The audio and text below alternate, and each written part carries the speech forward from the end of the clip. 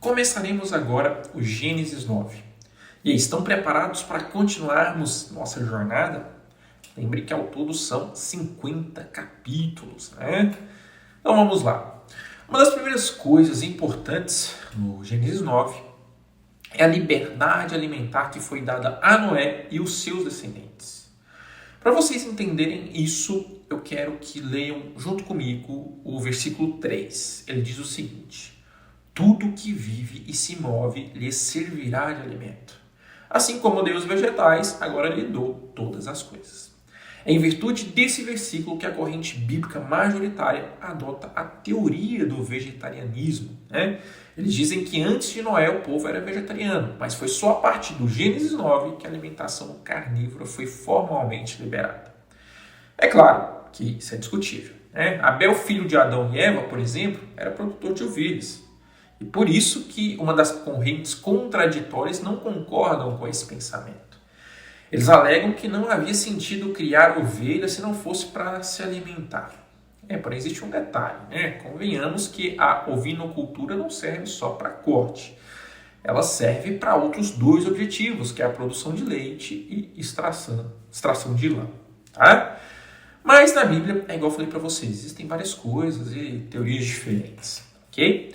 O estudo da Bíblia ele nunca foi simples, né? De fato é um estudo complexo. E falando em complexidade, vamos para o próximo assunto. Esse sim, esse é muito mais polêmico. Antes de tudo, eu quero convidar vocês a lerem comigo o versículo 4 que diz: não comam a carne com sangue, pois ela representa a vida. E aí, o que vocês entendem disso aqui? Eu aposto que se eu perguntar para 10 pessoas, eu vou ter 10 opiniões diferentes. Lendo de uma forma literal, a palavra aqui é bem clara. Comer carne com sangue é pecado. Então sabe aquela picanha bem suculenta? Não pode.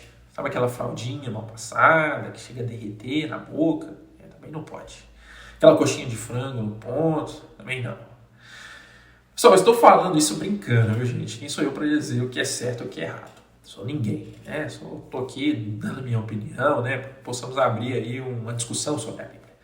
O que eu quero fazer, que é refletir o ponto de vista de alguns pontos. E assim, esse ponto de vista ele tem que ser refletido, mas considerando outras passagens, talvez. A interpretação desse versículo aqui ele vai variar de cada religião. Tem religião que vai interpretar isso de uma forma mais ampla, por exemplo, os testemunhos de Jeová.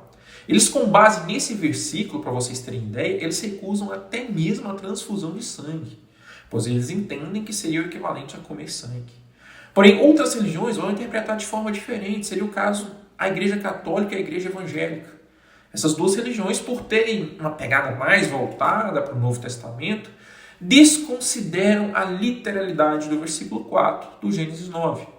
Eles baseiam essa desconsideração principalmente no livro de Marcos, capítulo 7, onde Jesus deixa claro que o que torna o homem impuro não é o que entra nele, mas sim o que sai dele.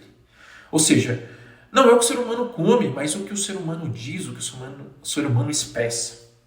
Agora, a questão que eu sei que você está doido para saber é qual a visão correta, da teologia quanto a isso. Pessoal, não existe visão correta.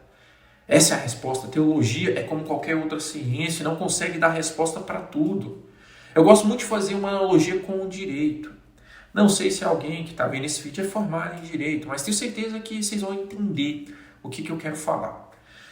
Dentro do direito existem vários códigos. Código penal, civil, trabalhista, previdenciário, como se fosse semelhante aos livros da Bíblia.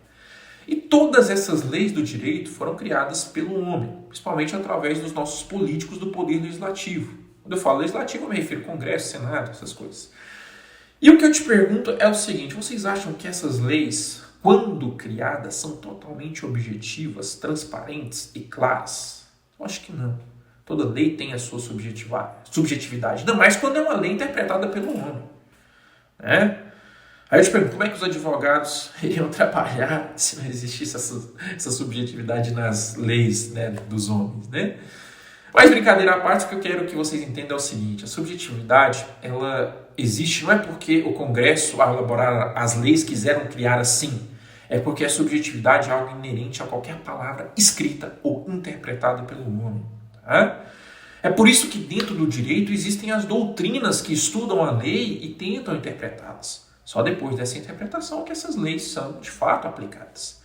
E é por isso que muitas das vezes essas doutrinas não concordam uma com as outras. É claro que em grande parte elas concordam, se complementam, mas em outras são totalmente divergentes. Né? Umas vão raciocinar de um jeito, outras vão raciocinar de outro. E da mesma forma, pessoal, isso acontece dentro da teologia.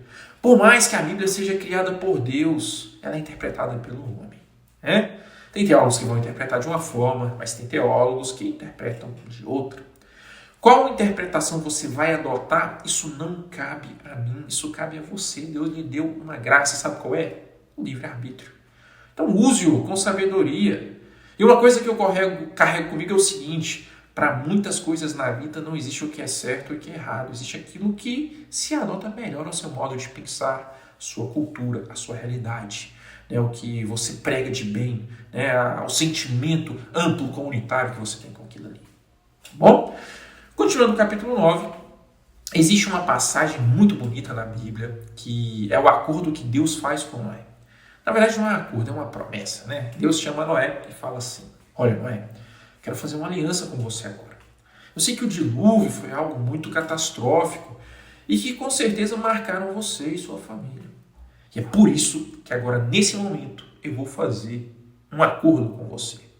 Eu te prometo que após essa aliança eu nunca mais destruirei a terra com água. E isso não vale só para você não, mas para todas as gerações futuras. E para que eu, você e todos se lembrem desse acordo, eu vou deixar um arco no céu, sempre depois de um episódio chuvoso. E foi assim que nasceu então o arco-íris, né? Que é aquele arco que a gente vê no céu após algumas tempestades um pouco desastrosas. Né? A partir de hoje, já com uma visão mais espiritual, quando você olhar para o arco, você vai lembrar do capítulo 9 do Gênesis e lembrar da aliança de Deus com nós, seres humanos, não só com Noé, mas com todos nós. Próxima passagem que ocorre nesse capítulo da Bíblia é a chamada Maldição de Cã. Como eu já falei para vocês, Noé tinha 3 filhos, Cã, Sem e Jafé. E o que ocorreu foi o seguinte: Noé, alguns dias após o dilúvio, ele começa o cultivo de plantas e árvores frutíferas, e entre elas ele plantou algumas videiras. A videira, para quem não sabe, mas eu acredito que todo mundo sabe, é a que produz a uva. Né? E Noé, possivelmente, ao fazer um suco de uva, descobriu que se aquilo ficasse um tempo parado, alguns dias, né, fermentava. Foi aí, então, que nasceu o vinho. Inclusive, alguns estudiosos, né, dos vinhos, né, esse cara que gosta de estudar vinho, gostam de falar que o pai do vinho foi Noé. E o que sucedeu foi o seguinte: Noé, certo dia, exagerou um pouco na dose dessa bebida, que é alcoólica, e se embriagou. E logo depois disso, Cã, que era filho de Noé, chega no local e vê a nudez do seu pai. Presta atenção na seguinte expressão: ver a nudez do pai. E aí que está a grande indagação. O que significa ver a nudez do pai? Muitas correntes bíblicas acreditam que essa expressão não pode ser vista na sua forma literal, ou seja, o fato de Cã ter visto o seu pai peladão ali. Muitas correntes não acreditam nisso, porque para a Bíblia e para teólogos, o contexto pode significar outras coisas. Existem 2 significados principais que eles dão a essa expressão.